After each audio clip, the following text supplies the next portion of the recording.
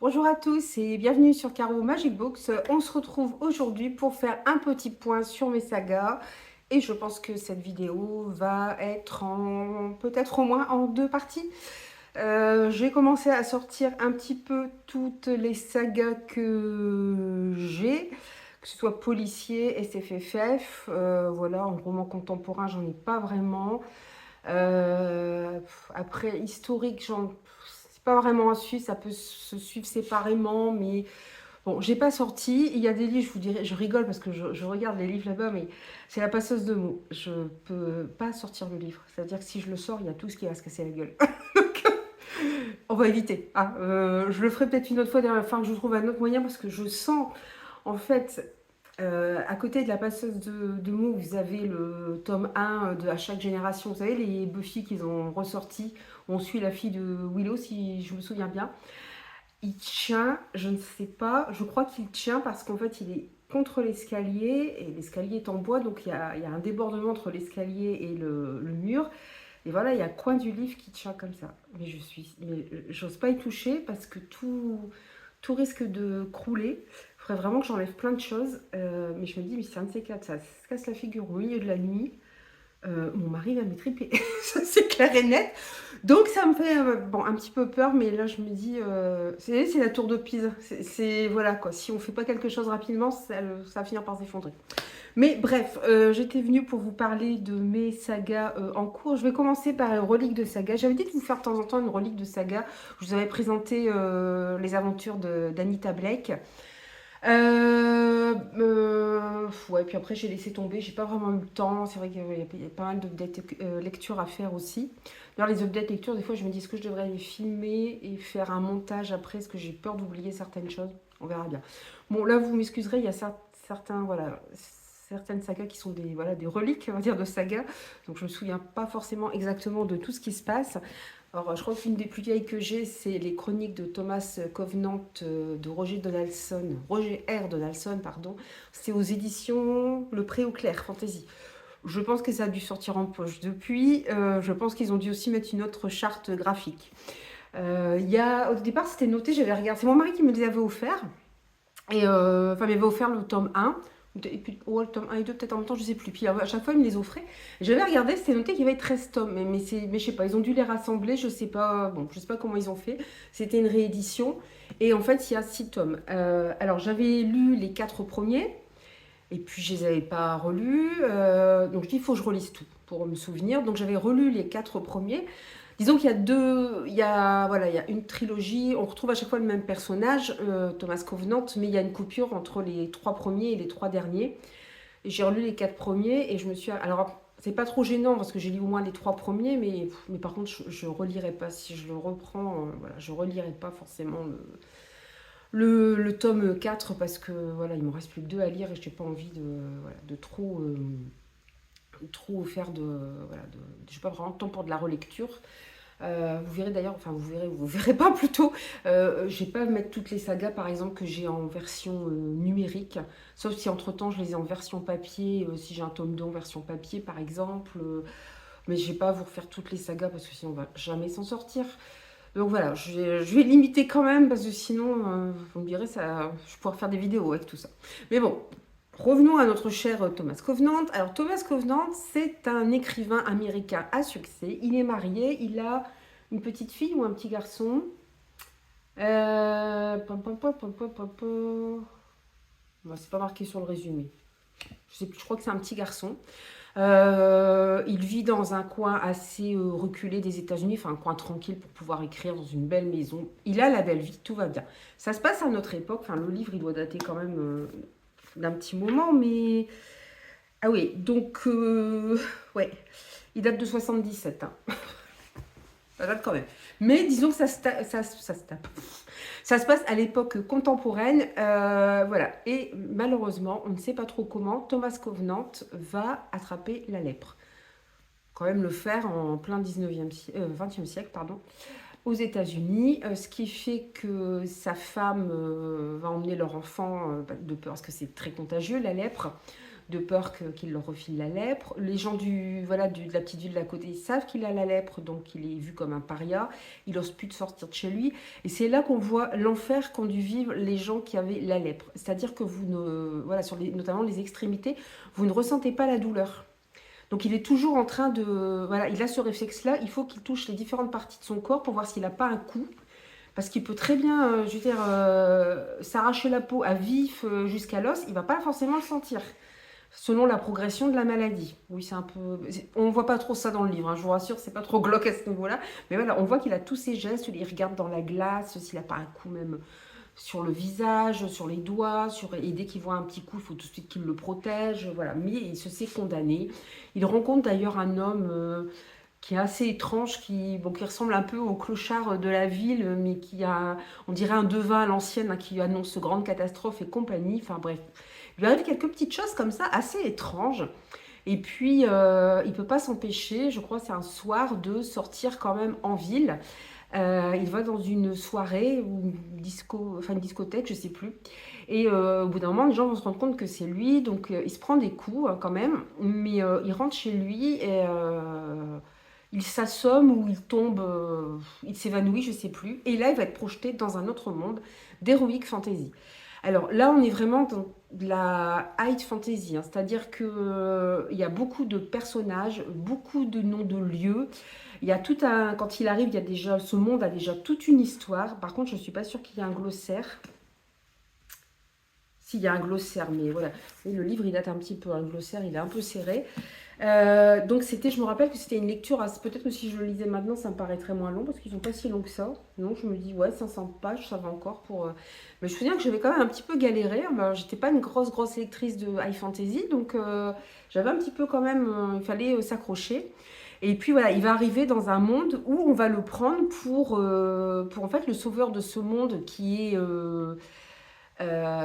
depuis plusieurs années anéanti par celui qu'on appelle le rogue, et qui peu à peu est en train de pourrir ce monde, mais dans tous les sens du terme, hein. C'est-à-dire que les arbres pourrissent, la nature pourrit, et ils sont encore quelques-uns à lutter contre lui, donc les seigneurs de ce monde, leur armée, il va faire la connaissance de généraux, voilà, de seigneurs hommes et femmes, voilà. Mais lui refuse d'être ce sauveur, il refuse. C'est un peu un anti-héros, il veut pas être ce sauveur, il voit pas, en fait il se déteste tellement. Je pense que c'est à cause de la lèpre, on voit pas tellement ce qui lui arrive avant, parce qu'on sait juste que c'est un auteur à succès, mais voilà, il se déteste tellement que pour lui, non, il peut pas être le sauveur d'un monde. À savoir que sa maladie, en plus, là-bas, ne progresse plus. Il ne ressent plus voilà, les effets de la maladie. Il a gardé son alliance et en fait, cet anneau devient magique quand il arrive dans son monde. Donc voilà, donc c'est assez complexe. On voit les combats, il y a différents types de peuples, il y a des géants, tout ça. Enfin, c'est assez complexe, parfois assez psychologique. Et puis Thomas Covenant, moi, il m'a un peu pris la tête, pour être franche. Il m'a un peu énervée, dans le sens où, c'est bon, on t'a dit que t'étais le sauveur, au bout de 3 tomes, 3-4 tomes, t'as compris que t'étais le sauveur, puis t'as fait des choses quand même. Alors, je vous dis pas que tout se finit super bien à la fin, hein, parce qu'à la fin, il se retrouve chez lui, dans le tome 2, il retourne dans ce monde, voilà. Et en fait, il y a une ellipse temporaire temporelle, entre le tome 3 et le tome 4, où le temps passe plus vite dans ce monde d'Heroic Fantasy que dans notre monde, donc il retrouve plus du tout ses amis d'autrefois.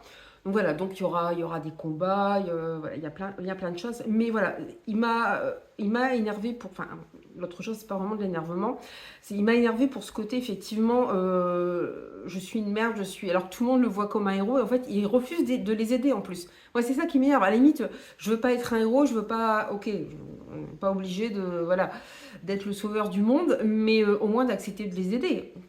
Bon, il le fait quand même, mais c'est compliqué. D'ailleurs, je sais pas ce qui se passe dans sa tête. J'ai pas trop compris sa psychologie, parce que il a l'air de pas vouloir les aider, puis tout compte fait, il les aide. Voilà. Et puis surtout, quand il arrive dans ce monde, il va commettre un acte irréparable. Il est retrouvé voilà, blessé par une jeune femme, et voilà, il va commettre l'irréparable sur cette jeune femme. Bon, voilà, donc oui, effectivement, c'est difficile de le voir comme un héros après ce qu'il a fait, même si lui il se fustige après, bah ouais, ok, mais il n'empêche que tu l'as fait, c'est trop tard, quoi. Et voilà, et on va voir, il y aura des conséquences aussi par rapport à cet acte. Il y aura des conséquences pour lui, mais en même temps, enfin, cette jeune femme, comme elle sait que ce sera le sauveur de son monde, elle se tait, elle ne dit rien sur ce qui lui est arrivé. Donc, quelque part, il n'est pas jugé non plus pour ça. Voilà. Par contre, pour lui, ça aura des conséquences un petit peu plus. Enfin, il y aura des conséquences plus tard, mais alors c'est pareil, ces conséquences, ça m'a un petit peu. Bon, c'est un peu. Alors, je pense que si on avait des jeunes lectrices qui lisaient ça maintenant, je ne sais pas comment elles le percevraient. Ce côté. Côté comment. Je prends la femme pour une victime, voilà. Même s'il a du respect après pour les guerrières avec lesquelles il est, avec les femmes seigneurs avec lesquelles il est, même s'il se fustige pour ce qu'il a fait, bon, on se dit que ce sera jamais suffisant par rapport à ce qu'il a fait.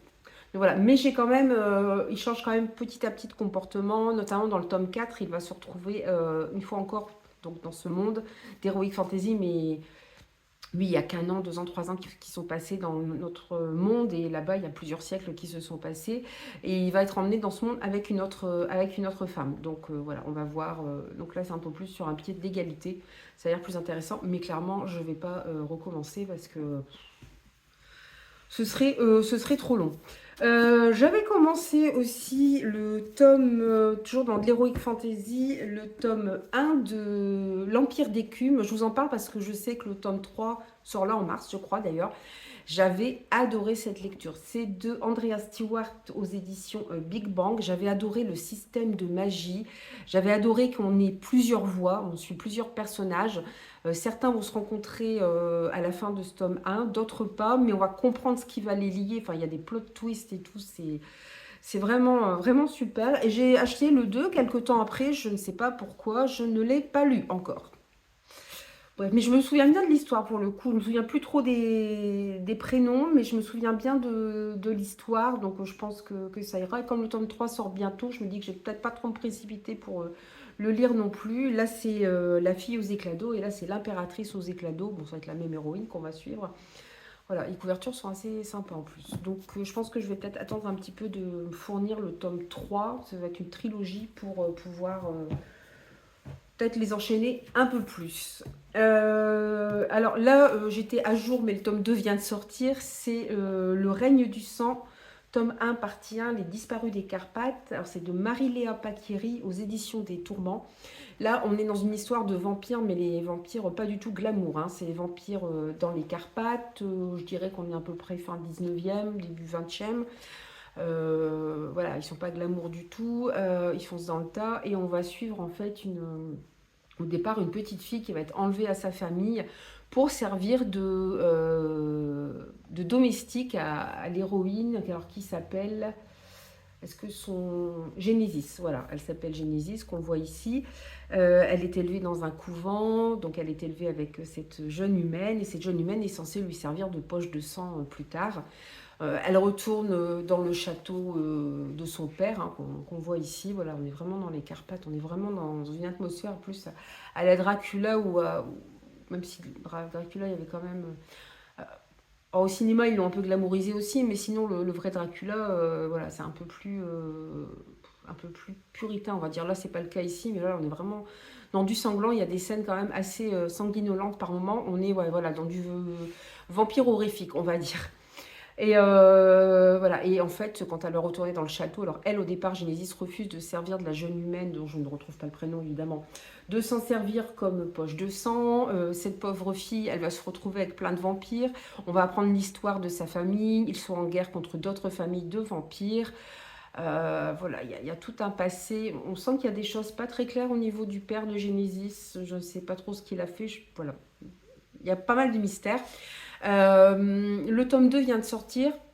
Normalement, je devrais le recevoir, mais pour l'instant, je n'ai pas de nouvelles. Donc, mais bon, j'ai bien hâte de le lire quand même, parce qu'il serait bien. Ouais, bon, les pages sont assez grandes et serrées, mais il est assez court. Donc, voilà, j'espère pouvoir l'enchaîner assez rapidement. Il y a même les 10 commandements du vampire. Je m'en souvenais pas de ça. Tiens, c'est marrant ça. C'est marrant, en relisant les livres, voilà. Donc, le règne du sang. Alors, celui-ci, malheureusement, je ne sais pas s'il y aura une suite. J'avais reçu en service presse Lady Falkena, il y a de super reflets, là, c'est génial. Alors, c'est de Alizé Villemain, c'était aux éditions Noir d'Absinthe, qui, malheureusement, viennent de fermer. Voilà, c'était une ME indépendante qui proposait des choses très intéressantes en termes de ligne éditoriale, qui changeait un petit peu, mais bon. Alors, non, comme beaucoup de ME, ils ont subi aussi la crise et ils ont dû fermer. Ils ont fermé en février. Voilà, et il m'avait envoyé en service presse les 3 premiers tomes de Lady Falkena. Alors, Lady Falkena, c'est un peu de l'urban fantasy, mais version 19e siècle avec une noble. Voilà, donc vous avez Lady Falkena qui est une jeune fille noble, mais qui, la nuit, s'habille en homme et part à la recherche de créatures fantastiques, des créatures qui pourraient nuire aux êtres humains. C'est pas trop violent, mais ça se lit super bien. C'est voilà, on apprécie de suivre cette héroïne. Il y a pas mal de mystères aussi qui planent un peu autour d'elle et des gens qu'elle fréquente. Voilà, il y a tout un système de créatures, de hiérarchie dans les créatures, voilà, d'aventures. Elle qui doit, alors comme elle est noble, on s'attend à ce qu'elle aille à des soirées mondaines, qu'elle se mette en robe, en froufrou, tout ça, ça l'intéresse pas du tout. Elle va évidemment croiser des hommes sur sa route. Il y a pas trop de scènes spicy. C'est vraiment autour de l'héroïne et de ses aventures. Je crois qu'il y a 2 ou 3, là c'est l'intégrale 1, non je sais plus s'il y a 2 ou 3 tomes, mais bon malheureusement, je ne sais pas, alors l'autrice je veux dire écrit toujours, hein, mais je ne sais pas comment ça va se passer, si elle passera en auto-édité, si elle sera prise par une autre maison d'édition. Je ne sais pas comment ça va se passer pour les auteurs. J'ai d'ailleurs un autre roman des éditions Noir d'Absinthe. J'avais regardé parce que j'avais acheté le tome 1 lors d'un salon. Et je vais regarder parce que je vais acheter le tome 2 s'il ferme. Et en fait, le tome 2 n'est pas encore sorti. Donc, bon, bah, c'est pareil, à voir si ça sort plus tard. Je ne l'ai pas encore lu, mais bon, on verra bien. Toujours pour rester dans l'heroic fantasy, je les avais présentés aussi, je pense, pour ah non, cela non. J'avais pour ma pile La Nuit du Hasard, pour ma pile La Nuit du Hasard, qui est un challenge organisé par Il est bien ses livres. J'avais mis des duologies, des tomes de, notamment L'Empire des femmes que je dois lire au mois de mars.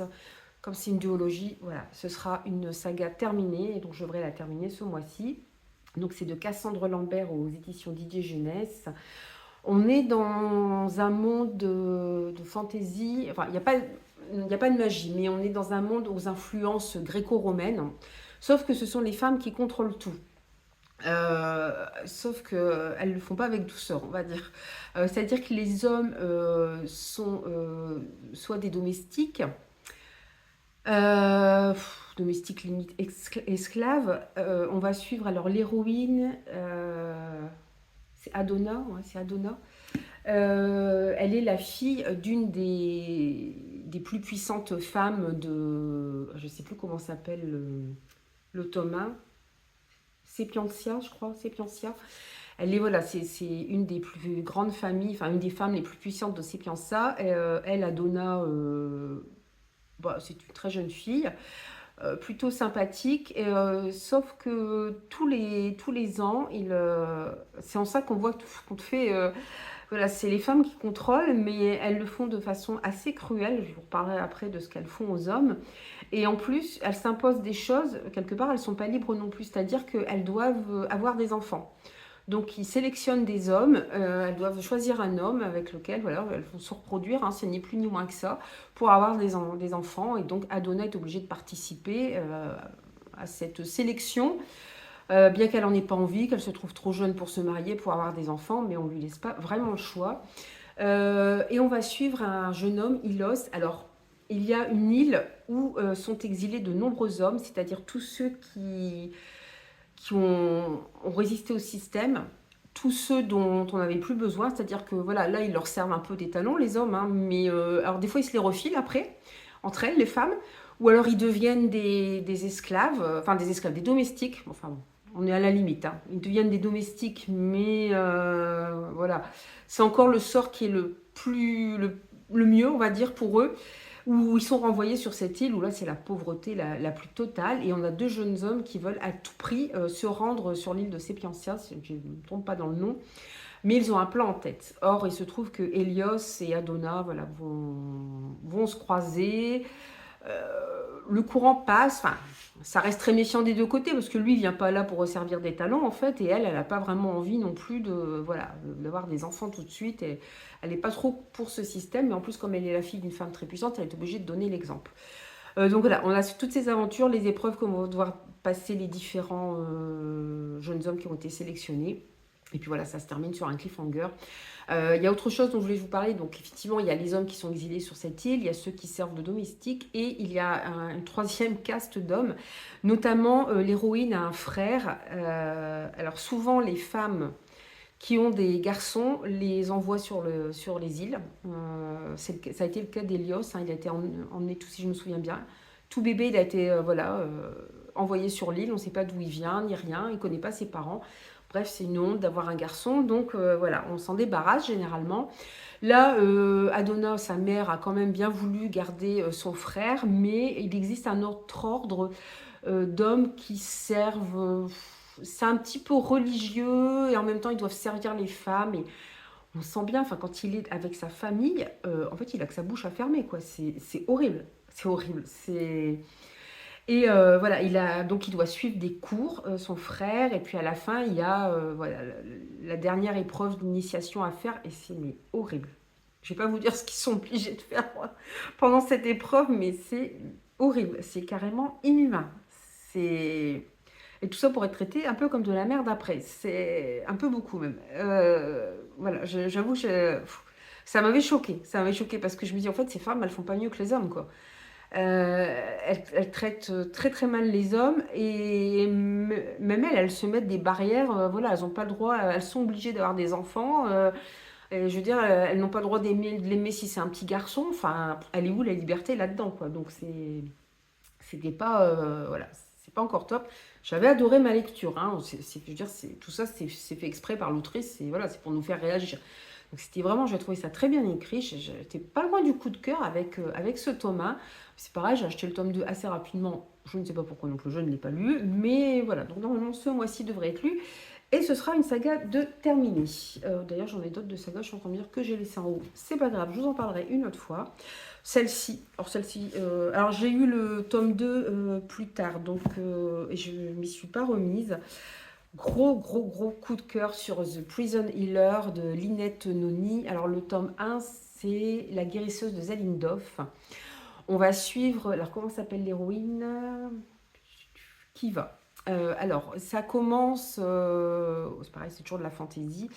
En fait, Kiva est avec son père et son frère et ils sont attaqués par des soldats et ils sont emmenés. Voilà, on les voit se faire attaquer par des soldats. On n'en sait pas tellement plus. On sait qu'elle a sa mère et d'autres frères et sœurs qui sont à l'abri dans leur maison, mais on n'en sait pas plus. Et on se retrouve quelques années après et Kiva est toujours dans cette prison. On ne sait pas ce qui est arrivé à son frère, à son père, aux autres membres de sa famille. Comme son père était un guérisseur, elle est elle-même devenue guérisseuse, ce qui lui donne un statut un peu plus enviable dans cette prison, qui ressemble ni plus ni moins qu'à un camp de travail forcé, quoi. C'est vraiment ça. Les prisonniers qui sont emmenés là se retrouvent pour la plupart dans les mines, enfin, Kiva le dit, hein, où ils résistent quoi, 1 an, 2 ans, enfin, voilà, la durée de vie est très brève. Elle a un statut, elle est protégée par le chef des gardes, puisqu'elle est guérisseuse. Enfin, en même temps, il met toujours une épée de Damoclès sur la tête en disant « t'es pas irremplaçable non plus ». Elle, ce qui compte avant tout, pour elle, voilà, ça paraît un peu égoïste, mais de se protéger, de survivre. Donc, elle refuse de s'attacher à qui que ce soit. Malgré tout, elle est attachée à un petit garçon, voilà, qui a perdu sa mère. Donc, on voit bien qu'elle a vu grandir ce petit garçon et qu'elle le protège. Et un prisonnier va aussi arriver. C'est pareil, elle va aussi, voilà, s'attacher un peu à lui, voilà, il commence à développer des liens d'amitié, même si elle se dit oh il va aller dans les mines, il va pas survivre très longtemps. Et surtout à chaque fois comme elle est guérisseuse, à chaque fois qu'un prisonnier arrive, alors elle regarde son état de santé, mais surtout qu'est-ce qu'elle lui fait? Je me demande si elle doit pas les marquer au fer rouge ou je sais plus. Oh, je sais plus ce qu'elle fait exactement. Elle doit faire quelque chose d'horrible qu'elle déteste mais qu'elle est obligée de faire. En plus du fait qu'elle ait un statut un peu comme ça, plus protégée, elle est détestée par les autres prisonniers, donc il faut qu'elle se méfie aussi des autres prisonniers. Et ce que je vous disais, j'ai une tendance à ne pas finir mes phrases, c'est une manie. Donc je disais, voilà, il y a un nouveau prisonnier qui arrive, et à chaque fois qu'elle s'occupe d'un nouveau prisonnier, souvent il y a un message parce que le prisonnier voilà, ou la prisonnière sont évanouis, il y a un message venant de sa famille disant tiens le coup, on va venir te chercher, tout ça. Donc, mais bon, ça fait des années qu'elle attend, on se dit mais qu'est-ce qu'il fiche? Franchement, qu'est-ce qu'il fiche? Après, c'est vrai que c'est une forteresse ce truc, donc c'est très compliqué. Et un jour arrive alors, on est dans un monde où il y a une guerre entre deux clans. Il y a les régnants pas officieux, officiels. Et oui, et voilà, et les rebelles qui sont conduits par une reine rebelle.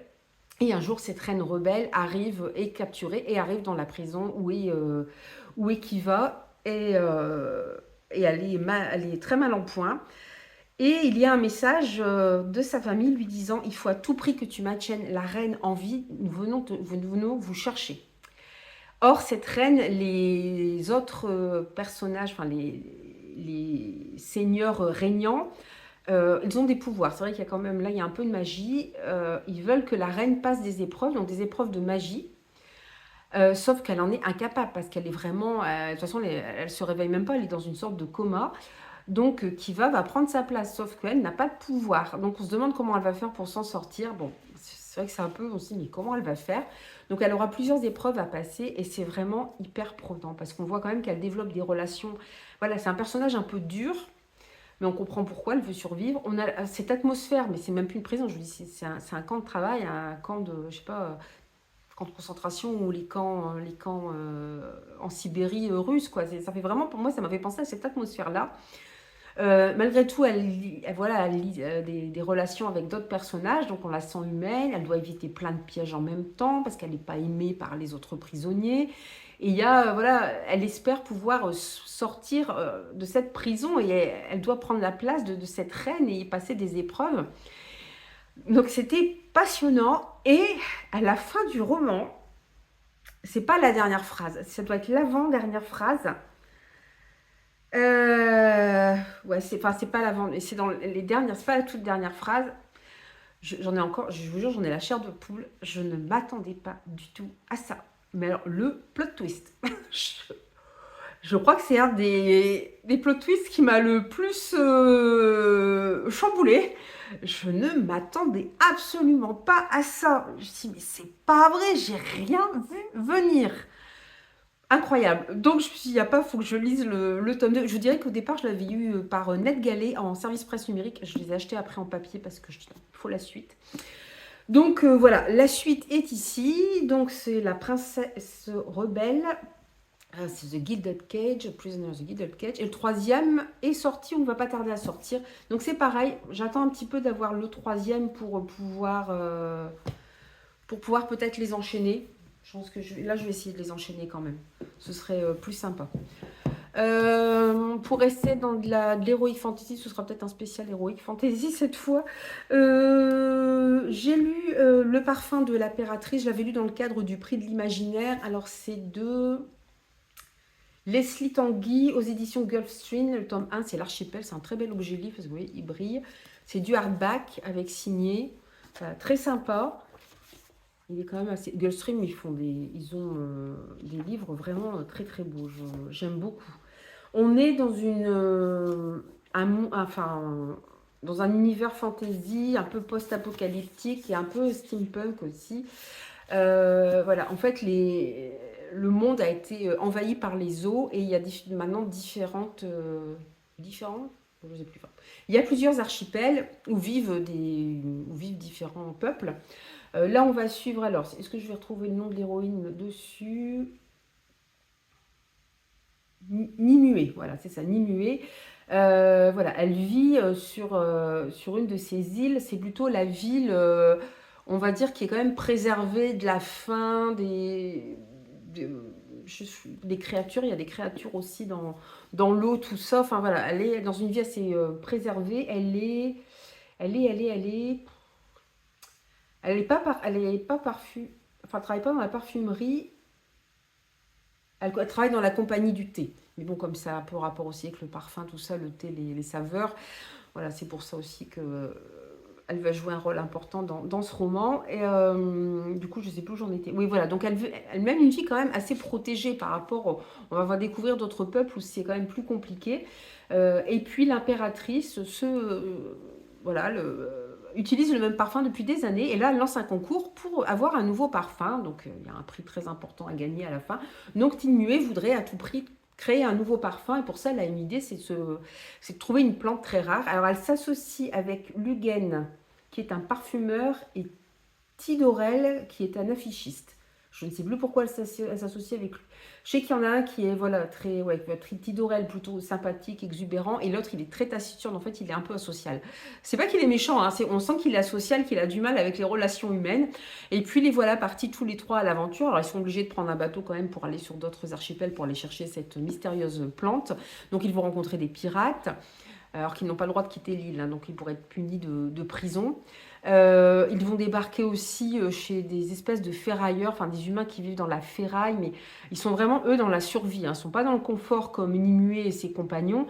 Voilà, ils récupèrent tout ce qu'ils peuvent pour se construire des maisons de briques et de broc, pour créer quelques engins. Voilà, là, c'est un petit côté steampunk. D'ailleurs, dans cette partie-là, j'ai bien aimé cette partie-là.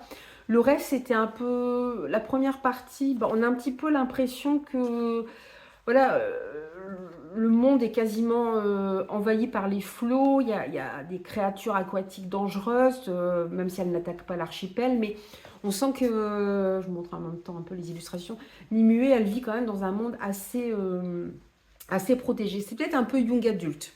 Je pense que je m'attendais à quelque chose peut-être de plus sombre. Et ouais, je pense que ça reste assez young adulte quand même. Par contre, je vais quand même, parce que c'est pareil, ça va être une duologie, donc je vais quand même acheter le tome 2. À savoir qu'il n'est sorti que dans cette version-là. Vous n'avez pas de version brochée. Voilà, c'est forcément du hardback. Alors là, il est à 20 euros. Je ne sais pas combien est le deuxième. Il est sorti en fin d'année dernière. Voilà, c'est une duologie aussi, donc ça devrait se terminer assez facilement. Est-ce que je vous en mets encore Celui-là, je vous en ai parlé un petit peu déjà. Celui-là, non, je vous en ai pas parlé. Celui-là, c'est pareil, j'avais eu un gros coup de cœur. Je l'avais lu dans le cadre aussi du Prix de l'Imaginaire et je n'ai toujours pas lu le tome 2. Je n'ai pas le tome 3. C'est une trilogie aussi. C'est Sorcier de Maxime Fontaine et Romain Watson, toujours chez Gulfstream, vous avez vu. Alors en plus, ce qui est super, c'est que voilà, vous avez des cartes de jeu de tarot. Alors en plus, c'était bien parce que sur la première pochette, vous pouviez enlever les cartes qui sont là. Moi, je ne l'ai pas enlevé parce que j'ai trop peur d'abîmer le livre, je ne veux pas les enlever. Et vous aviez les cartes et des reprises là. Sur le tome 2, ils n'ont pas fait ça, ils ont mis vraiment qu'un rabat supplémentaire à découper. Vous voyez que j'ai une superbe dédicace aussi de Maxime Fontaine qui était présent au festival Utopial l'année dernière. Ce sont deux frères. Hein. Maxime Fontaine d'ailleurs a fait des jeux de rôle et c'est vrai que je trouve que ça se ressent parce que je trouvais que le récit était vraiment hyper dynamique. Ça n'arrête pas un instant. On va suivre des artistes de cirque. Parmi eux se cachent deux sorciers, un oncle et sa nièce d'origine africaine. Voilà, donc ils sont déjà en but un peu au racisme. On est, je pense, fin 19e, début 20e aussi. On suit un jeune homme qui a recueilli une petite fille qui ne parle quasiment pas. On ne sait pas trop ce qui lui est arrivé. On se doute qu'il y a des choses un peu mystérieuses autour de cette gamine. Et puis un soir, le cirque est attaqué par des sorciers. Et ils sont plongés dans le monde des sorciers. Et ça, ce sera que la première étape de leur voyage, parce qu'ils vont retourner après dans notre, je ne sais pas si c'est notre monde, enfin, du moins un monde qui ressemble au nôtre. Voilà, ils vont partir en quête de plusieurs choses. Voilà, la petite fille va être enlevée aussi. Y a plein d'enjeux. Je me dis, il faudrait que je le relise pour bien tout me remettre en tête, mais voilà, je n'ai pas toujours le temps. Mais j'adore l'objet. Alors le deuxième est là-bas. J'ai pas pensé à le sortir. Si je l'ai sorti. Est-ce que je l'ai sorti? Bah non, je ne l'ai pas sorti. Non, je ne l'ai pas sorti. Je pensais l'avoir sorti. Bon, ça j'aurais pu vous le montrer. Ah bah non, il est là-bas. Donc voilà, moi j'ai trouvé... Alors, on était sur le pli, mais on était plusieurs à... Voilà, il y avait des avis assez divergents. Moi j'ai franchement adoré. J'ai eu un coup de cœur pour ce roman. J'avais mis dans mes 5 sélectionnés. D'ailleurs, tellement il m'a plu.